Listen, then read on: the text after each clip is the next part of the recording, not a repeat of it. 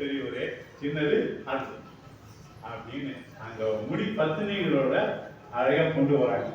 அப்படி கொண்டு வரும்போது இன்னொருத்தர் அருமையா கொண்டு வராரு. இந்த மாதிரிலாம் சொல்லி இருக்கும் போதுதான் நெறிகள் எப்படி வாழணும், இப்படி இருக்கணும்னு சொல்லுதான் அந்த இடத்துல தர்ம சங்கிதை. அடுத்ததாக கைலாய சங்கிதை. கைலாய சமுதிரம்னு சொல்றப்போ அங்க பிரணவம் வந்துவிட்டது. கைலாயம் சொன்னாலே ஓம் என்று ஓங்காரத்தோட பிரணவத்தை சொல்லக்கூடிய நிலை வந்துவிட்டது. எல்லாருக்குமே வருது. ஏன்னா கைலாயம் சொல்லும் பொழுது அந்த நமக்குள்ளவே ஒரு பரவசம் வருது இல்லையா? அப்போ அந்த தேவர முனிவர் விஷயம் சொல்ல வேணும். அப்போ அந்த பிரபாவத்துல அவங்கெல்லாம் போய் ஐக்கியமாகறாங்க.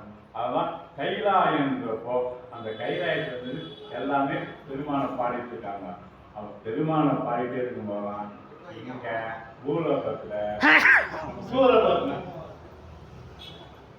சூரபத்மன் என்ன பண்றான், அவன் தம்பிங்களை சிங்கம் மூலம் வச்சுட்டு இங்க கொடுங்கோல் ஆட்சி பண்றான். அந்த கொடுங்கோல் ஆட்சியால பிரம்ம இந்திரனோட மனைவியெல்லாம் பிடிச்சின்னு போயிடறான். எல்லாருமே ஜெயின்னு அரெஸ்ட் பண்ணிடறான். எல்லாரும் நிகழ்ச்சி வருது. அதுக்காக பெருமானிட எல்லாம் வேண்டாங்க, ஏதாவது செய்யணும்பா அப்படின்றப்போ அவன் வாங்கின என்ன வரனா சிவபெருமான் மைந்தனால்தான் அழிக்கணும், வேற யாராலையும் சாப்பிட அப்படின்னு ஒரு இடம்தான். ஆனா அதே நேரத்துல அங்க தட்ச நேரத்தை முடிச்சுட்டு வரக்கூடிய பார்வதி தேவிக்காக அங்க சிவபெருமான் காத்துட்டு இருக்காரு. அந்த நிலையிலேயே என்ன ஆகுனா மன்மதனால ஒரு தீப்பொறி தோன்றி பிடிச்சதுதான். அதெல்லாம் கதைகள் கந்தமான ரொம்ப வரும். ஆகையால அங்கேயும் முருகன் அவதாரம். முருகன் அவதாரம் வரும்போதுதான் என்ன ஆகுதுன்னா முருகனால்தான் ஓம் என்ற பிரணவத்துக்கு மந்திரத்தை நம்ம பிரம்மாவே சொல்ல முடியல. பிரம்மாவாலே பிரம்மாவை எதுக்கு முருகன் சிலையில் அடிச்சாரு? நீ என்னப்பா நீ இவ்வளவு படைப்பு தொழில் இதுவா இருக்கியே, ஆனா உங்க கிரகணத்துக்கு பொருள் தெரியுதா? கிரகணத்துக்கு பொருள் தெரியாம நீ எப்படி படைப்பு தொழில் நடத்துவ? சரி, பிரம்மாவை ஜெயில போட்டுட்டார். அப்போ படைப்பு தொழில இன்னும் படைப்பு தொழில் என்ன பண்ண போய் எல்லாத்தையும் வேண்ட வேண்டாங்க. ஐயா ஐயா அப்படி சொல்லுமா? அப்ப சிவபெருமானை அருமையா குரு சீக்கியம் பாவனையில கேட்ட உடனே பிரணவம் அதுக்கு பொருள் புரிஞ்சு அப்புறம் தான் அவருக்கு தேவசேனாதிபதி பட்டம் கொடுத்து அருமையா சரி நீ இது வதம் செய்யலாம், சூரபதி வதம் செய்யலாம், பராசக்தியை மகிழ்ந்து வேலை கொடுத்து அனுப்புறான். அந்த வேலை வாங்கினதுக்காக தான் இங்க வராது. மற்றதெல்லாம் கந்த புராணம் வரும்போது விரிவாது பின்னால் நடக்க போகுது. கந்த புராண நிகழ்ச்சி வரும்போது அவரோட சம்சாரம் சாராம்சம் ஃபுல்லா புரியும். இப்ப நம்ம மேலோட்டமா போறோம். மேலோட்டமா போறதுக்கு காரணம் நம்ம புராணத்துக்கு எவ்வளவு கதைகள் இருந்தாலும் சுருக்கமா சொல்லிட்டு போனதான் நல்லா இருக்குன்றதுக்காக இந்த இடத்துல கைலாய சங்கீதையில இந்த பிரணவத்தின் பொருளும் பிரணவத்தால் ஏற்பட்ட விளைவுகளும் பிரணவத்தால் ஏற்பட்டக்கூடிய மகிழ்ச்சிகளும் பிரணவமே உலகம் என்று சொல்லக்கூடிய நிகழ்ச்சி கொடுத்தது கைலாய சங்கீதை அப்படின்றாங்க. அடுத்தது 4வது சனத்குமாரர் அப்படின்னு வராங்க. பிரம்மாக்கு தட்சணை தனியா போயிட்டான், நாரதர் தனியா போயிட்டாரு. இந்த சனத்குமார் இருக்காங்களா, அவங்க என்ன பண்றாங்க, ஐயா நாங்க போகவே மாட்டோம், சிவபெருமான் தான் இருக்கணும், அவர்கிட்ட நாங்க உபதேசம் வாங்க செல்ல மாட்டோம் அப்படின்னு சொல்லிட்டு சிவபெருமான் திருவடியே எரியாது. எத்தனை காலம் கடந்தாலும் சரி நாங்க சிவபெருமானோட உபதேசம் வாங்காம செல்ல மாட்டோம் அப்படின்னு ஒரே புடியா சிவபெருமானோட உபதேசம் வாங்கணும், நாங்க யாருக்கையும் வாங்க மாட்டோம் அப்படின்னா சனங்கள் சொல்லி சத்திய சாட்சின்னு சொல்லிட்டு 4 பேரும் அப்படியே நிற்கிறேன். அப்போ சிவபெருமான் தட்சிணாமூர்த்தியா உருவிட்டார். தட்சிணாமூர்த்தியா உருவிட்டு தான் சொல்லும் போதுதான் அங்க நந்தி பெருமானம் வந்துட்டார். அப்போ நந்தி உடனே அங்கிருந்து சனத்குமாருக்கு உபதேசம் பண்றாரு. அந்த சனத்குமார் என்ன பண்றாங்க, உபதேசம் அவங்களே கையில தெரிஞ்சுட்டாங்க, உபதேசம் வாங்கிட்டாங்க.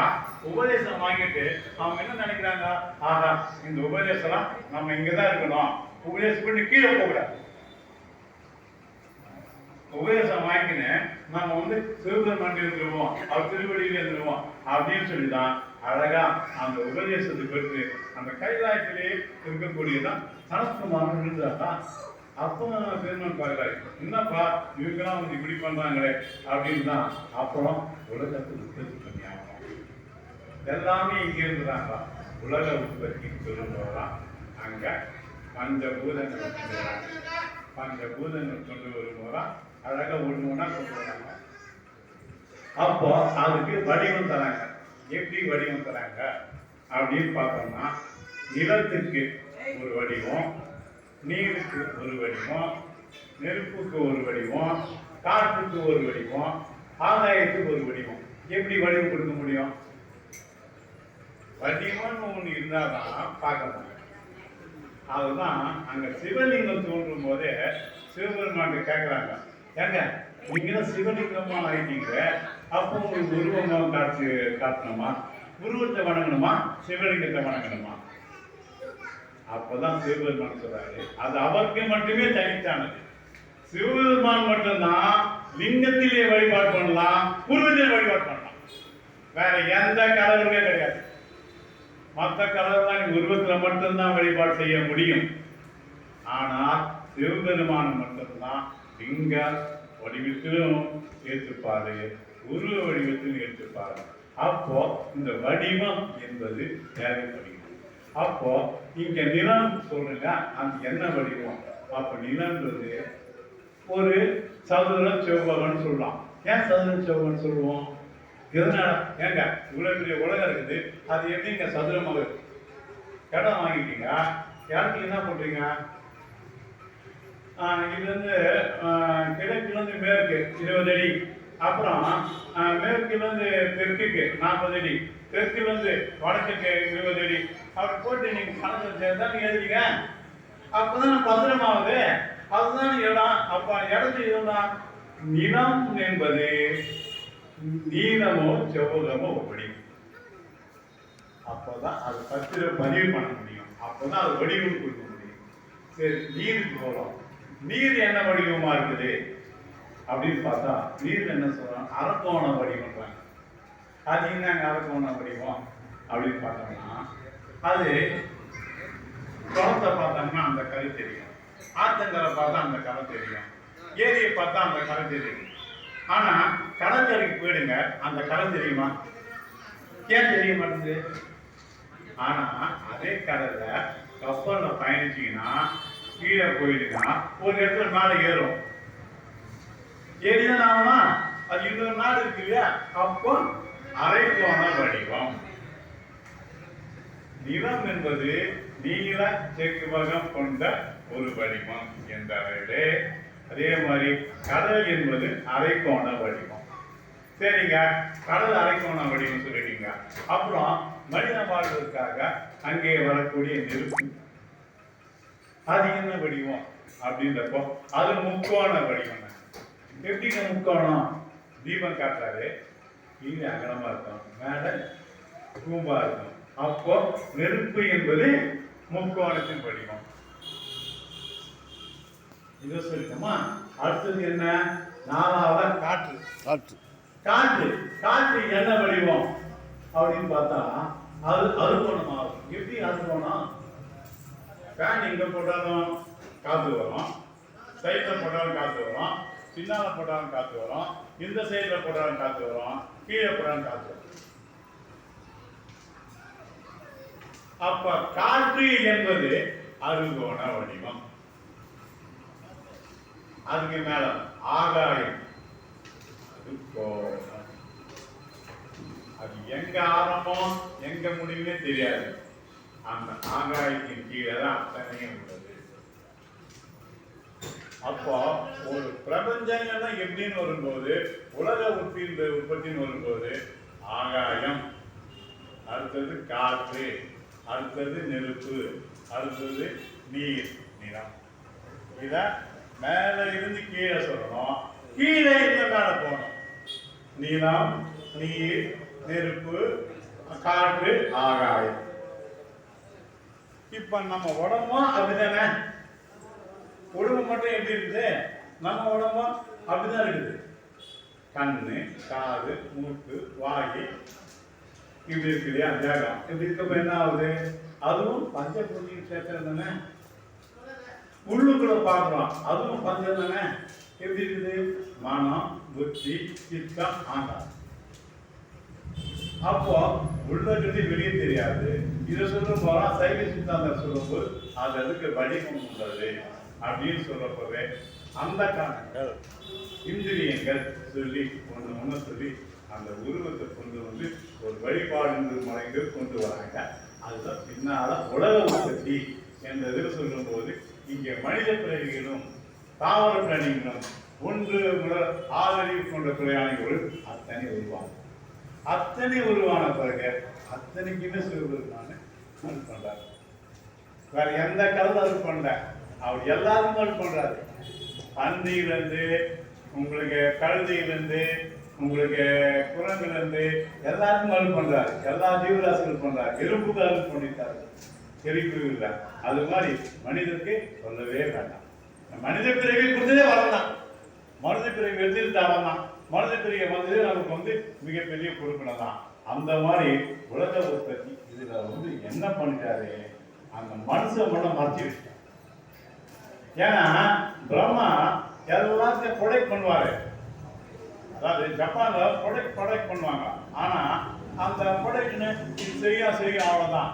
ஆனா எல்லாரும் இருக்கிறோம் அங்க மனுஷன்னு ஒண்ணு வச்சாங்களே, அந்த மனசு எப்படி வச்சாங்க? அந்த மனசு யார் கேட்குது? அந்த இவர் மனசு வருமா? இது அவர் மனசு வரும், இந்த மனசு அவர் மனசு. அப்பயே கற்றுக்கொடுத்து அது அந்தந்த வினைகள் என்று சொல்லக்கூடிய காரண காரியங்கள். அந்த காரண காரியத்துக்காக தான் மாறுபடும். ஒருத்தர் ஆணா போடுறாங்க, ஒருத்தர் பெண்ணா போடுறாங்க, ஒரு தேவதை இருக்காங்க, ஒருத்தர் அசுரா இருக்காங்க. அப்படி மாறுபடும் போது அந்த வினை கூட்டங்கள் தான். அப்போ பதி, பசு, பாசம் அது சொல்லும் போதுதான் அழகா உலக உற்பத்தின்னு வரும்போது நமக்கு அந்த மனிதனை கொண்டு வந்து சேர்த்தாதான் அடுத்த நிலைக்கு போக முடியும். அடுத்த நிலைக்கு சொல்வதற்காக தான் அந்த உலக உற்பத்தியை அழகா பிரம்மா பண்றாரு. பிரம்மா பண்ணி வரும்போது மற்ற வரலாறு வரக்கூடாது. என்ன வந்து அப்படின்னு பார்க்கலாம். முதல்ல என்ன செய்யணும்? ஒரு மனிதனா பிறந்தவன் மனிதனா பிறந்திருக்காங்க, அவன் வந்து சிவ பூஜை செய்யும். அந்த சிவ பூஜைய எங்க வேணா எப்போ வேணா எவ்வளவு வேணா செய்யலாம். அந்த சிவ பூஜை செய்யும் போது நந்திய பெருமானே வந்துருவார். நந்திய பெருமான் வந்தாருன்னா அப்போ சிவ பூஜையை முடிச்சு. ஆகையால சிவ பூஜைய நான் தவறாம செய்தல் வேண்டும் என்று ஒரு நெறி, என்ற ஒரு விதி, என்ற ஒரு கதி, என்ற ஒரு தன்மை, என்ற ஒரு பக்தி, என்ற ஒரு வைராக்கியம் உள்ளே கொண்டு வரணும். அப்பதான் சிவ பூஜை அப்படின்னு சொல்லப்போ அந்த பூஜைக்கு முக்கியத்துவம் கொடுப்பதற்காக தான் அந்த உயிர் உற்பத்தி ஆனா அந்த உயிர் வந்து அது எந்த பிறவியில எந்த அறிவு கொண்டுனாலும் அந்த சிவலிங்கத்தை சுற்றி சிவபெருமான் சுற்றி வழிபட்டாதான் அதுக்கு முக்தி. அப்பதான் அவெல்லாம் அறியும். அப்பதான் ஒரு கேள்வி கேட்போம், ஏங்க நான் தான் முக்தி அடைஞ்சிட்டோமே, எங்களுக்கு மறுபடியும் பிறவி உண்டா? நான் சிவபெருமான சுற்றி வந்தேங்க, எனக்கு வந்து முக்தி கட்டிட்டீங்க, அப்படி எப்படிங்க எனக்கு முக்தி இருக்கும் அப்படின்னா அதுக்கு ஒரு பதில். எப்படின்னா ஒரு இருட்டு அறையுது. அந்த இருட்டு அறையில நம்ம கண்ணுல நல்லா இருக்குது, இருந்தாலும் நம்ம பார்க்க தெரியாது. அங்க ஒளின்னு ஒண்ணு வேணும். அப்போ ஒரு விளக்கு ஏற்றுறோம். விளக்கு ஏற்றுனா அந்த ஒளியின் மூலியமா பார்ப்போம். பார்க்கணும் இல்லையா? அப்ப இருட்டு போயிடுச்சா? இருட்டு போய்விட்டதா? ரூம்ல விளக்கு ஏற்றுறோம். விளக்கு ஏற்றின உடனே கண்ணால பார்க்கிறோம், எல்லாம் செய்யறோம். அப்ப இருட்டு போய்விட்டதா இல்லையா? இருட்டு போல. அந்த விளக்கு கீழே முக்தி அடையும் போது என்ன ஆகுனா பெருமாள் திருவடிக்கு ஏற்கும் போது அவையாலும் அடங்கி நிற்கும். உன்னை வேண்டுமானால் மீண்டும் அனுப்புவார். ஆனா அப்பேற்பட்ட பிறவியா வரும்போது பாக்கியசாலியாக ஒரு பெரிய பிரிவிதான் வருவீங்க. அருளாத பிரிவா தான் வருவாங்க. சாதாரண பிரிவு வர மாட்டாங்க. ஆகதான் அந்த விளக்கு காட்டுவாங்க. அந்த விளக்கு கீழே இருக்கும். அது இருப்போம்னா ஒண்ணு முடியாது. விளக்காந்த முட்டிக்கும். அதுதான் உலக உற்பத்தியில கொண்டு வரும்போது எப்படி ஆன்மாக்கள் பக்குவப்பட வேண்டும், உயிர்கள் எந்த தன்மை பெற வேண்டும், உயிர்கள் பெறுவதற்கான நியதி என்ன, உயிர்கள் பெறுவதற்கான கதி என்ன, உயிர்கள் எதை பெற்றால் முக்தி அடையலாம். அதுதான் பிறவி. இந்த பிறவி தான் உலக உற்பத்தி கொண்டு வரும்போதே தெரிஞ்சிட்டோம்னா நமக்கு நல்லா இருக்கும். ஆனா இதை முன்கூட்டியே தெரிஞ்சவர் யாருன்னா நந்தி. நந்தி திருமணம் தான் என்னது, எல்லாரும் 1000 வரம் வாங்கினாக்கா அப்போ நம்ம ஒரு வரம் வாங்குவோம் சொல்லிட்டு, அப்பா உன் எதிர்க்க நீங்க எங்கெல்லாம் இருக்கு அங்கெல்லாம் இருக்கும், சிவலிங்க எங்கெல்லாம் இருக்குதோ அங்கெல்லாம் இருப்பார். அது எந்த உலகத்தில் இருந்தாலும் சரி அவர் வந்துருவார். சிவலிங்கம் இருந்தாலும் நந்தி திரும்பி பார்க்கிறார், அங்கேயே நந்தி வந்துடுவார். அப்போ லிங்கம் நிற்கும் இடம்லாம் நந்தி வந்துடும். அந்த வளத்தை ஸ்பெஷலா வாங்கிடும். அந்த ஸ்பெஷலா வாங்கின வரை எதுக்குன்னா அது எந்த காலத்துக்கு நிற்கும். ஆகியதான் அங்க சொல்லும்போது அருமையா சனத்குமார் கட்சத்துல கொண்டு வரும்போது அருமையா கொண்டு வந்தாங்க. அதான் சனத்குமார் சரிதையும் கொண்டு வந்து அழகாக கொண்டு வராங்க. இன்னும் சனத்குமார் கீழே அனுப்பிட்டார். இவ்வளவு தூரம் நடக்குது, ஆனாலும் இந்த சனத்குமார் கீழே வர மாட்டாங்க. ஏன்னா நாங்க மேலே இருப்போம், நாங்க கீழே போக மாட்டோம். அவர் தட்சாமூர்த்தி வழியிலே சொல்லட்டும். பெருமானம் ஆண்டு கணக்கா சொல்றாரு, எல்லாரும் கேட்டுட்டு இருக்காங்க. ஆனா இவங்க போவாங்க. அடுத்ததுதான் வருதான் வாயு சங்கீதை. அப்பதான் என்ன பண்றாங்க, வாயு சங்கீதைன்னு வரும்போதுதான் அவர் மீதாப்புறாரு, காத்து அனுப்புறாரு. இந்த காத்தால என்ன ஆகும்னா தட்சன் இப்ப யாகம் வரும். தாட்சாயினி அவரா, அந்த கதை உங்களுக்கு தெரியும், நம்ம அந்த கதையை சொல்ல வேணாம். தாட்சாயினி அவரா, தட்சன் யாகம் வந்து தட்சன் யாகத்துல வீரபத்திரர் வந்து எல்லாரும் போட்ட உடனே என்ன ஆகுது, எல்லாருமே மீண்டும் பிறந்து மறுபடியும் மறுப்பாங்க. தட்சன் அவ்வளவு தவறு செஞ்சாலும் அவனுக்கு ஆற்றில் தலைப்புகிறார். அது எங்க காசி கஷேத்திரத்துல. அதனாலதான் காசி உயர்ந்தது. எல்லாம் எங்கெங்கயோ போவாங்க, ஆனா காசிக்கு மட்டும் ஏன் தருனா அங்க வந்து காசில தான் நமக்கு வந்து அந்த இது தட்சன் கிடைக்கும். அது மட்டும் இல்லாம கங்கையை அப்படியே கொண்டு வந்தார் மகிழ்ச்சி. அங்கிருந்து கொண்டு வந்து சேர்க்கும் போது அவர் மூலாதையெல்லாம் நல்லா மேல வந்துட்டாங்க. கங்கையை கொண்டு வந்ததும் அந்த காசியை மட்டும் இல்லாம வேற பிறந்து வந்து எல்லாமே இருக்கப்போ அந்த எல்லாமே ஒன்னா சொல்லலாம். அப்போ வாயுவின் தன்மை காற்று தான் கீழே வர முடியும். ஒரு மேல இருக்குது, ஏரோப்ளேன் மேல போகுது, ஆனா கீழே பார்க்க முடியுமா? ஒரு ஐடி போனா மேல பார்க்க முடியும். ஒரு ஐடி மேல ஒரு கீழே பார்த்தா மேல மறைச்சிக்குமே, காத்து அடிக்குமே. அப்போ என்ன பண்ணலாம், உடனே தூக்கி போட்டு மேல எத்தனை ஐடில போனோம் எப்படின்னு போகலாம். அப்போ காற்று மேல ஸ்டேஜுக்கு மேல பார்த்தீங்கன்னா காத்து நம்ம ஒரு ஸ்டேஜுக்கு மலை மேல ஏறி போனோம் வச்சுக்கிறேன். ஒரு மலைக்கு ஒரு ஐடில போகப்போ மூச்சு முட்டும். ஏன் மூச்சு முட்டுது? ஆக்சிஜன் அப்போ ஆக்சிஜன் தேவைப்படுது. எப்போ கீழே வர வர வர ஆக்சிஜன் தேவைப்படுது. அப்போ அந்த வாயுன்றதை கொண்டு வந்து அழகா வைக்கிறார். இந்த வாயுன்னு இருந்தாதான் இவங்கெல்லாம் இது பண்ணுவாங்க சொல்லிட்டு அந்த தட்சண யாகத்துல வந்து எல்லாருக்குமே அவர் ஒரு இது பண்றாரு. சந்திரனை தேய்த்தருவி நம்ம திருவாசூர் படிச்சிருப்போம். சந்திரன் தேய்த்தருவி எல்லாம் பண்றாரு, எல்லாரும் மனம் கொடுத்தாரு, எல்லாரும் மனம் கொடுத்து எல்லாருமே வந்து மேற்கொண்டு தேவகணமாயிருக்காங்க. தேவகணமானா கூட அவங்களுக்கும் காலம் வாங்கிட்டு இத்தனை காலம் தான் இருக்கலாம். அந்த காலம் முடிவுனே அர்த்தம் வந்துருவாங்க. அவங்களே எப்பவுமே தேவன் கிடையாது, எப்பவுமே பிரம்மா கிடையாது, எப்பவுமே திருமால் கிடையாது. ஒரே ஒருத்தர் பரமசிவன் ஒருத்தர் தான். அதனாலதான் இத்தனை காலத்துக்கு ஓட்டின்னு வரப்போ வாயுவானவனே பயன்படலாம். ஏன்னா அப்பா கிட்ட வந்து நம்ம இது பண்ணக்கூடாது, நம்ம அப்பீல் தான் இருக்கணும் அப்படின்றதுதான் தட்சன் யாகம் சொல்லும்போது அழகா தட்சன் பிரபாவம் என்னன்னு தெரிஞ்சப்போ அசுரத்தலை பண்ணோமா அவர் இருந்தாலும் பார்வதி பின்னால் வரும்போது தட்சணம் மீண்டு போயிடலாம், தட்சணம் ஆட்டுத்தலையை வாங்கின்னு முக்தி அடையலாம் அப்படின்னு இருக்கிறதோட நிகழ்ச்சியை அந்த இதில் வாய் சக்தி முடியாங்க. பின்னால ஒண்ணு வருது வாயு புத்திரய சக்தி. அதுல என்ன சொல்றாங்க, அப்பதான் உங்களுக்கு மகாபாரத கதையை மகாபாரத கதை வருதுதான் அங்க என்ன ஆகுது? கண்ணன் வராது. கண்ணன் ஒரு போதுதான் அவர் கண்ணன் என்ன பண்றாரு? அங்க கங்கையில இருந்து பூஜை பண்ணும்போது சிவ பூஜையை கற்றுக் கொடுக்குறதால உபமன்ய முனிவர். உபமன்ய முனிவர் தான் கண்ணனுக்கு நீ தீட்சை வாங்கி சிவ பூஜை பண்ண. அப்படிதான் அங்கதான் விருப்பத்தோட மகிமைய கண்ணன் எடுத்து சொல்றாரு. என்ன பூ போட்டா நேற்று பூ போட்டேன் அதெல்லாம் போடக்கூடாது. அது போட எங்கேயுமே போடக்கூடிய ஒரே பூ வில்வம். ஆக விருப்பத்தை போட்டு பூஜை பண்ணலாம். அப்போ கண்ணனுக்கு உபமன்ய முனிவர் தான் சிவ பூஜையை கற்றுக்கொண்டார். சிவ பூஜையை கற்றுக்கொண்டோம்னா கண்ணன் ஒரு நிகழ்ச்சி தான் வாயுவோட உத்தரவாதம் படுகிறது. ஆகா இங்க இருக்கவங்க கண்ணன் வந்துட்டாரு, இங்க சிவபூஜை ஆரம்பிச்சாரு, சிவபூஜை முடிச்சவொடனே எல்லாருமே சிவபூஜை எடுத்துருவாங்க. அதனால கண்ணன் என்ன சொல்றான்னா எந்த செய்தியுமே அவர் வந்து சிவபூஜை விடாம செஞ்சார்.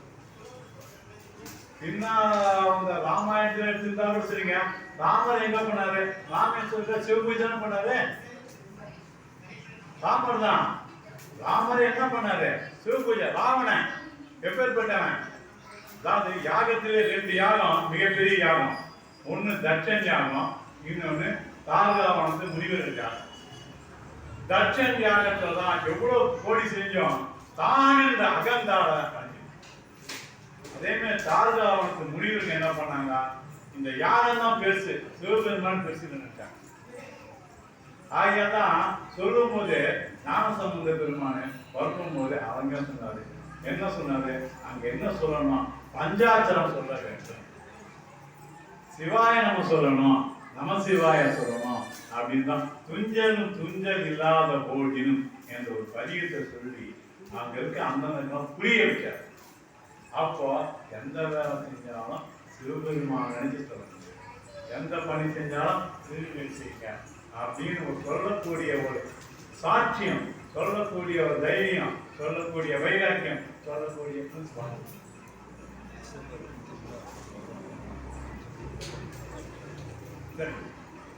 ஐயா ஒரு சின்ன தகவல் சொன்னாங்க. அதாவது வருகிற 3வது வாரம் டிசம்பர் 2ஆம் தேதி சங்காபிஷேகம் 5:30 மணிக்கு இருக்குதான். ஆகையால பக்தர்களுடையதான் அருமையா கண் குடிய சங்காபிஷேகம் பார்க்கணும். என்னங்க சங்காபிஷேகம் அப்படின்னா, அந்த சங்காபிஷேகத்துல அந்த கார்த்திகை மாதம் நிறைய செய்யறாங்க. கார்த்திகை மாசம் பொறுமையான மாசம் இல்லாம அந்த சங்குக்கு போறது இல்லையா, அதுல பழமொழி சங்கு சொல்றாங்க. 1000 இளம்புலி சங்குக்குனால ஒரு பழமொழி சங்கு, 1000 இலக்கிய சங்கு இல்லையா, அதுல 1000 சங்குக்குள்ள ஒரு வளமொழி சங்கு.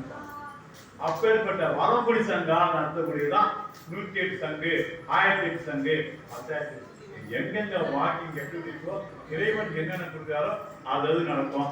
அப்பேற்பட்டதான் அந்த சங்காபிஷேகம் எங்க நடக்கும்னா கார்த்திகை மாசம் 3ஆவது வாரம். அப்ப கார்த்திகை மாசம் 3ஆவது வாரம் ஐயா தான் பேசுறாங்க. அப்ப அருமையா பெரிய பிராந்தம் கொடுக்க போறாங்க கார்த்திகை பத்தி. நான் தான் அந்த கார்த்திகை கூட போறேன், இந்த பக்கமே வந்துட்டு இருக்கேன். அப்போ என்ன ஆச்சு? இந்த பக்கம் சொல்லும் போது அருமையான ஒரு நல்ல ஒரு வாயு விஷயத்தப்போ கண்ணன் சிவபூஜையை பண்றாரு. சிவபூஜையை பண்ணி எல்லாருக்கும் கண்ணன் மூலியமா எல்லாருக்கும் சொல்லி கொடுக்குறாங்க. சிவபூஜை என்ன, மாநில சிவபூஜை பண்ணணும் அப்படின்னு சொல்லிதான் அந்த சிவபூஜா விதிகள். சரிங்க, சிவபூஜா விதிகள் இல்லைங்க, அது என்னங்க, அது எனக்கு ஒண்ணுமே புரியலைங்க அப்படின்னா, அதுதான் நம்ம ரொம்ப தெளிவா திருவாசல் வரும்போது இமை பொழுதும் என் நெஞ்சில் நீங்காதான் தாழ்வாழ்க அப்படின்னு ஒரு லைன் சிவகாந்த வருது. அப்போ இமைய மூடிதான் அப்போ நான் நினைக்க மாட்டேன்னா, இமை பொழுது என்பது அந்த இடத்துல எப்பொழுதும் இந்த உயிரானது எப்பொழுதும் நெஞ்சில் இமை பொழுதும் என் நெஞ்சில் நீங்காதான் தாழ்வாழ்க. இந்த உடம்பு எப்போ வேணா போகணும், எது வேணா மாறும். ஆனா உயிர் எப்படி இருக்கிறதா, அந்த உயிரானது எப்பொழுதுமே சிவபெருமானின் தாள்களை நினைத்து வாழ்த்திக் கொண்டிருக்க வேண்டும். அதனால்தான் அப்பர் பெருமான் சொல்லும்போது தலையே நீ வணங்காய் தலை மாலை தலை கனிந்து தலையாலே வழி சேரும் தலைவனை தலையே நீ வணங்காய். தலை முதல் பாதம் வரை அப்படியே திரு அந்த மாதிரியா இருக்காருன்னா இந்த பிறவி பெற்ற பிறவிய கொடுத்த பெருமான் அந்த பெருமானையே சொல்றேன். யாரு எவ்வளவு பெரிய யாரு அப்பர் பெருமானு. அப்பர் பெருமானுக்கு சாதாரண கிடைச்சது. அவருக்கு சூரனை விட்டாரு. சூரன் எடுத்து திருஞான சம்பந்தரை பார்த்தாரு. அடியார் திருமணூர் இருந்தாரு. கைலாயத்துக்கு போனாரு. கைலாயத்துல பார்த்தாரு. அப்புறம் திருவிழாவில் சிவபெருமனை பார்த்தாரு. பார்த்துட்டோம் மீண்டும் திருப்பூரிலோ கிடைச்சது. அப்பேற்பட்ட அப்பர் பெருமானுக்கே கிடைச்சதுன்னா ஆனா அவர் என்ன பண்ணாரு? மெய்யில் பூசி வெளுத்தமைந்த கீழோடு கோவணமும் தற்று செடி உடைய பல்வினை தீர்ப்பா என்றும் சிவகலிக்கு வழிகாட்டு சிவனே என்றும் சொல்லி விபூதி அணி சொன்னார். காலையில எழுந்த உடனே முதல்ல விபூதி அணி சொன்னார். அப்புறம் எப்படின்னா பொழுது பொழுதுனா காலையிலே குடிச்சிட்டு பூஜை பண்ணணும். அதுமே சொன்னாங்க. அப்பர் சொன்னாங்க 5 நிமிஷத்துல முடிங்க சார். மணி ஆயிடுச்சு. 7:45 இந்த அளவு அப்பா பிறவி எடுத்தது. பிறவியை யாரு கொடுக்கணும்? பெருமான். அதான் தன்னை அடைந்தால் சொல்றப்போ அவரே எடுத்து பார்த்துப்பார். நம்மளுடைய எதுவும் இல்லை, எதையும் கொண்டு வரல, எதையும் செய்யல. நேற்றுக்குன்னா செஞ்சு மறந்துடுவோம், நாளைக்குன்னா செய்ய போறது தெரியாது. இன்னைக்கு எப்படி இருக்கோம்? போலீஸர் போயிட்டு இருக்கோம், போலீஸ் திருவடி இருக்கோம். அதே நினைவோட நம்ம எங்க இருந்தாலும் பெருமாள் திருவடி இருப்போம் அப்படின்னு ஒரு நினைவு கொண்டு வந்துட்டா உள்ளத்துக்கு ஏற்றிட்டாரே அதுதான் இமை பொழுதும் என் நெஞ்சில் நீங்காதான் காத் வாழ்க அப்படின்னு அருமையா சொல்லி கொடுத்தாங்க. அதனால்தான் சொல்லும் போது அங்க பஞ்சாட்சரம் மகிமையை சொல்ல மாட்டாங்க. அங்க பஞ்சாட்சரம் மகிமை சொல்லும் போதுதான் நம்ம நரகத்துவம் வந்துடும். நரகத்தை பார்க்கும்போது நம சிவாயா சிவாய நம. அது எப்படி சொல்லணும்னு ஏற்கனவே சொல்லியிருக்கேன். இந்த மாதிரி பார்த்தா நம சிவாயா வரணும், இப்படி பார்த்தா சிவாய நம வரும். ஏன்னா உடுக்கை என்பது படைக்கும் தொழில். காலத்தை காட்டும்போது காக்கும் தொழிலாளர். நான் விருப்ப காட்டும் போது அழிக்கும் தொழிலாளர். இங்க இருக்கும்போது கை இந்த கை காட்டும் போது மறைக்கும் ஆகுது. இங்க இது நம சிவாய சிவாய நம்ம சொல்லும் போது முதல்ல திருவடியை பார்க்க, அதுக்கு மேல போகும். வா தீ வா அப்போ அருள்தல் அம்மன் அருள்தல். யா உயிர், இந்த உயிருக்கு அருள்தாரு. நான் அழிச்சுதார், நம்ம வினையெல்லாம் அழிச்சுதார். மா அந்த இது அப்போ சொல்லக்கூடிய மந்திரம் அது நம சிவாய என்று சிவாய நம. இதெல்லாம் குரு மூலியமா தான் வாங்கிக்கணும். அந்த குரு கிட்ட போனதான் அவங்க ஜீவிஷ கொடுத்து தான் சொன்னாதான் அது கொஞ்சம் சரியான முறை. சார் நான் அந்த கூடத்துக்கு போனேன் சார், அவர் சொன்னார் சார். அவர் சொன்னாருங்க, நீ யார்கிட்ட போன? ஏங்க நான் அந்த ஸ்கூலுக்கு போனேங்க, இந்த ஸ்கூல்ல படிச்சேங்கன்னு சர்டிஃபிகேட் கொடுத்தாதான் இவர் அப்ரூவ். நீ எங்கப்பா படிச்ச? நான் இந்த ஸ்கூல் போனேங்க, ஹையர் செகண்டரி ஸ்கூல் இங்க படிச்சேங்க, எங்க லைசன்ஸ் வரைக்கும் படிச்சேங்க, இந்த காலேஜில் படிச்சேன். இவர் படிச்சிருக்காரு. இல்லைங்க நான் அங்கே போனேங்க, அந்த கூட்டத்துக்கு போனேங்கன்னு சொன்னாங்கன்னா அவர் கூட்டு போனாங்க. எல்லாரும் கேட்பாங்க, எல்லாரும் போவாங்க. ஆனா படிச்சதுக்கான அங்கீகாரம் என்பது தீட்சையின் வழியாகத்தான் ஒரு உயிருக்கும் கிடைக்கும். இதுதான் பஞ்சாட்சர மகிமை. அடுத்ததாக கடைசியா சொல்றது வித்யேந்திர மகிமை அப்படின்னு சொல்லுவாரு. இந்த வித்யேந்திர மகிமை தான் அப்பதான் என்ன ஆகலாம், இதெல்லாம் படிச்சுட்டாரு. பிரம்மாவுக்கு ரொம்ப கர்வம் வந்துச்சு. ஆஹா நம்ம படைச்சதெல்லாம் கரெக்டாக செயல்படுது, அப்போ நம்மளே எல்லா தொழிலும் செய்யலாம். அது வரைக்கும் பிரம்மாவுக்கு 5 முகம். அப்பதான் சிவபெருமான் என்ன பண்றாரு, அந்த பொய் சொன்ன முகத்தை தனியாக. அப்பதான் 4 முகம் வருகிறார்.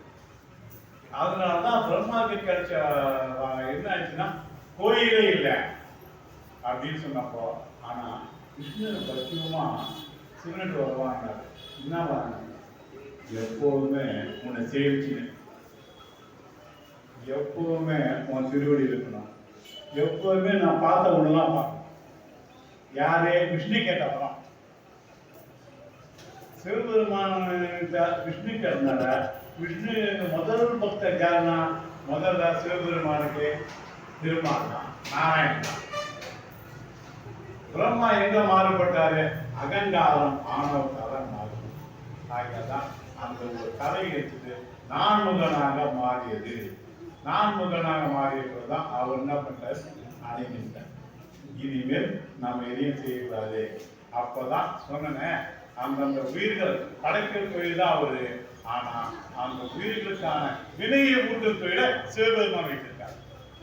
இந்த உயிர் இதை பண்ணுது, இது செய்யணும், அதுக்கு அதை கொடுக்கணுன்றப்ப யார் வச்சுக்கிறது? அறம் பாவம் எனும் மறுக்கயிற்றால் கட்டி. சிவபுராணத்துல ஒரு லைன் வருது.